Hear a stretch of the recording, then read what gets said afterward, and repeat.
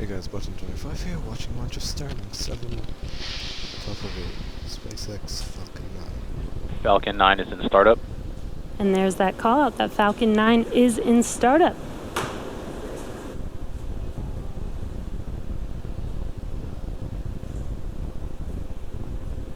Go for launch. And at T minus 45 seconds, there was that call out for go for launch. Again, that was the Falcon 9 rocket making that decision autonomously. Now we are T minus 30 seconds from liftoff of our Starlink payload tonight. So let's listen in and watch liftoff. Also, this is from Space Launch Campus, from launch contact study. T minus 15 seconds. So let's keep that to 10, 9, 8, 7, 6, 5, 4, 3, 2, 1, 0. Ignition. Liftoff!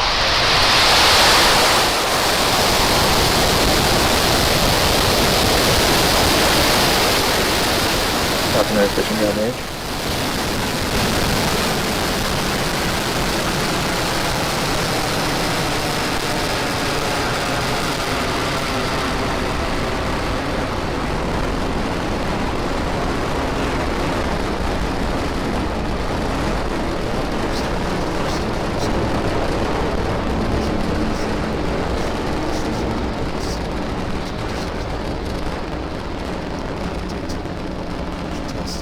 We are T plus 40 seconds into flight, and Falcon 9 has successfully lifted off from pad 40 at Cape Canaveral Air Force Station, carrying our Starlink payload to its targeted drop-off orbit. Moments ago, we did throttle down our engines in preparation for max Q, and that is the maximum aerodynamic pressure, which is the largest structural load that the vehicle will see. That's coming up here in a few seconds. Max Q. And there's that call out that we have just passed through max Q. In about a minute, we will have 3 events happening back to back. The first of which will be main engine cutoff, or MECO. This is where all 9 M1D engines shut off to slow the vehicle down in preparation for the second event, which is stage separation. Stage separation is where the first stage separates from the second stage, with the first stage starting to make its way back to Earth for landing, and stage 2 continuing on its journey, with the third event called SES1, or second engine start 1.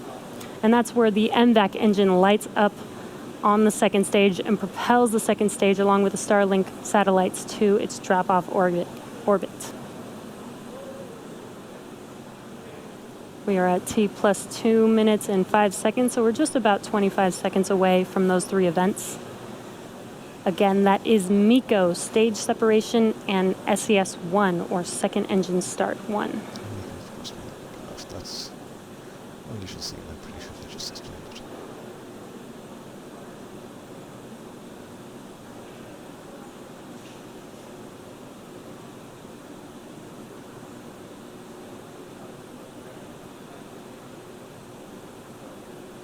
There's MECO. MECO. Stage separation confirmed. And MVAC ignition. And there you can see on your screen, on the left screen, we had main engine cutoff and stage separation. On your right screen is the second stage MVAC engine lighting up, glowing bright red there. See the exhaust light hitting And it is a bit dark on the East Coast, but you can see on your left screen that first stage, those grid fins are deploying. And on your right screen, we have fairing deploy coming up here. Separation confirmed. And there is that confirmation of fairing deploy. Now let's see if those fairing halves can be recovered by our recovery ships, Mystery and Mischief today. Again, we won't have that live. That will happen around T plus 40 minutes, so check in with our social media accounts for updates on those fairing halves.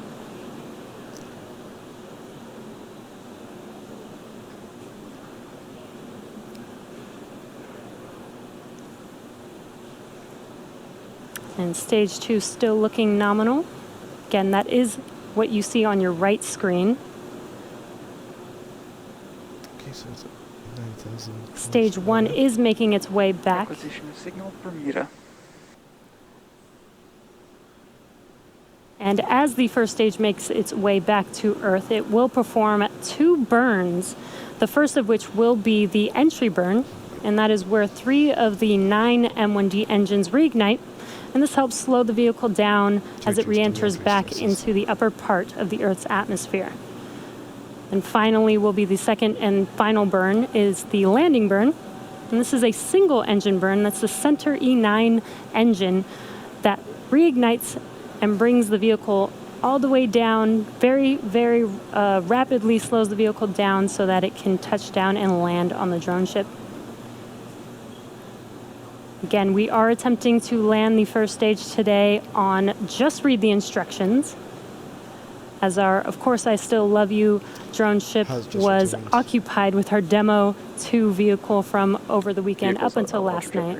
Yeah, it was just being unloaded.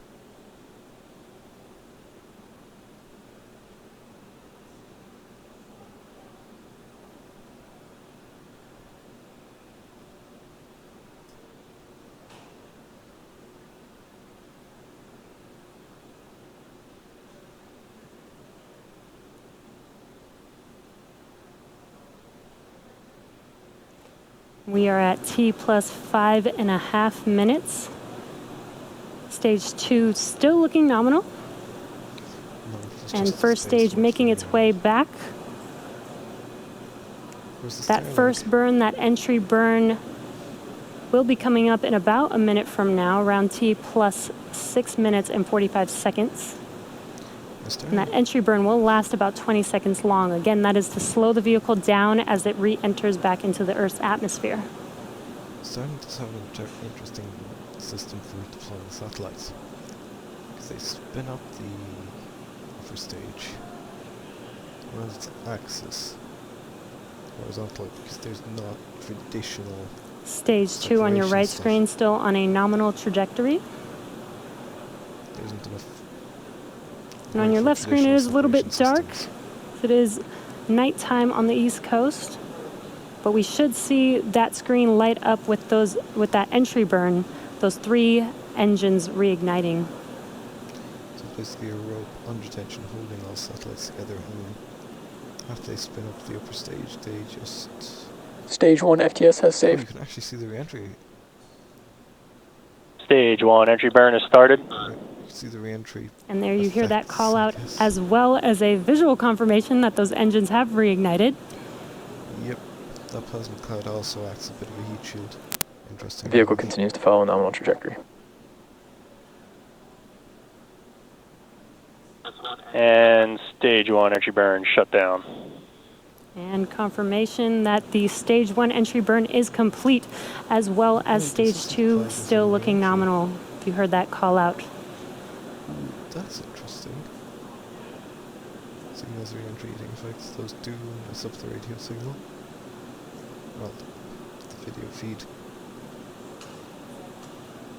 Coming up next is the landing burn around T plus 8.5 minutes, around 8 minutes and 24 seconds.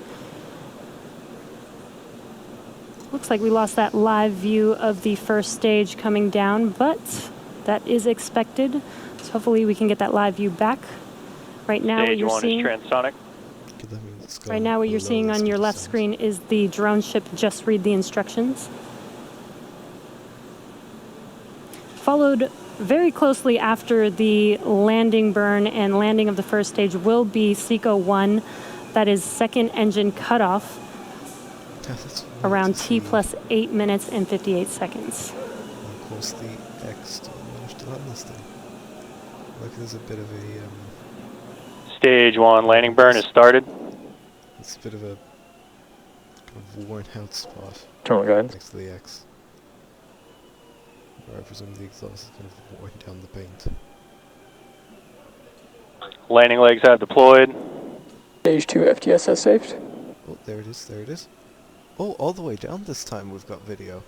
And wow, as you saw coming And down, JRTI, we have that a first stage 1 stage landed. Falcon Landing 9. operators agreement and procedure 11.100 on recovery 1 and DCF 9. Amazing, that first stage booster has landed for the first time, for the 5th time for a Falcon 9 booster. That is amazing. We're waiting for second stage engine cut off. What an amazing view of that first stage coming down, even though it was dark and night. But those engines lighting up the screen, watching first stage come down, was an amazing view. And we heard a call out of good orbit for second stage. Acquisition of signal, Newfoundland. And now that second stage is going to, now that second stage is in a good orbit, it's going to coast for a few minutes. And during this time, it will start to spin along its central axis, giving these Starlink satellites the momentum that they need to space themselves out over time after they deploy. So we will take a quick break and return back here at T plus 14 minutes. I'm just skipping into that. Once successfully separated from stage 2 and made its way back to land on our drone ship. Just read the instructions, which was the first time a booster has landed for a 5th time in SpaceX history. So very exciting. Stage 2 is still nominal. And now we are coming up on deployment of the Starlink satellite shortly here in about 40 seconds or so. And we firmly believe in the importance of a natural night sky for all of us to enjoy, which is why we have been working with leading astronomers around the world to better understand the specifics of their observations and engineering changes we can make to reduce satellite brightness. One measure we're taking to accomplish this is by adding a deployable visor to the satellite to block sunlight from hitting the brightest parts of the spacecraft. Now let's listen into that call out for payload deploy. How effective will that be? But yeah, at least they are trying. For the worst, And again, the first unit with the sun visor is actually on this payload right here that you see in front of you. Alright, now just wait for deployment.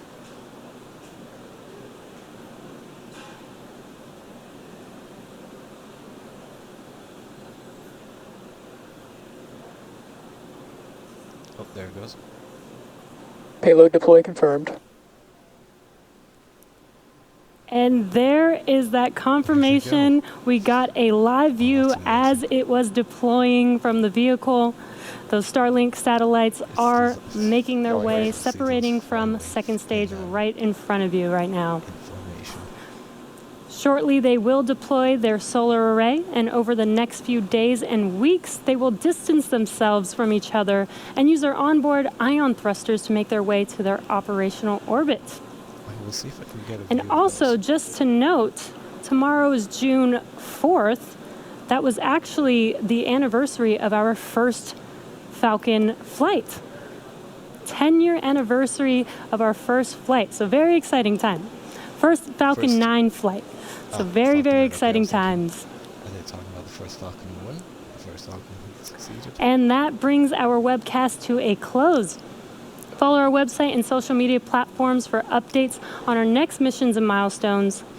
And as the work goes on to build a better, more exciting future, please stay safe, stay healthy, and we'll see you at the next launch. Online button 25, that was launch Starlink-7. Goodbye.